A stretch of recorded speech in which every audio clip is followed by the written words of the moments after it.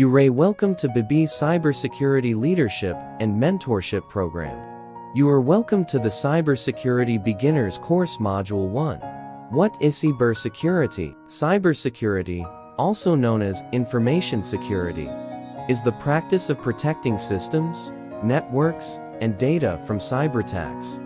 These attacks can be aimed at accessing sensitive information, such as personal data, financial records, or intellectual property, changing data, leading to corruption or manipulation, destroying data, causing loss of information or disruption of critical services, extorting money from individuals or organizations through threats like ransomware attacks, disrupting normal business operations through denial of service attacks. When you use the computers, servers, and phone, where is data stored? Data, in its most basic form, refers to collections of facts, figures, and symbols that represent something real or can be used to communicate information. It can be quantitative numbers, measurements, or qualitative descriptions, observations. Think of it as the raw material from which information and knowledge are derived. Here are some key aspects of data. Variety. Data can exist in various forms, from text and numbers to images, videos, and audio recordings. Structure. Data can be structured, organized with clear fields and labels. Semi-structured have some organization, but might not be consistent, or unstructured lacking a defined structure. Context. The meaning of data depends on the context in which it was collected and analyzed. Value. Data has value because it can be used to draw insights, make informed decisions, solve problems, and even predict future trends.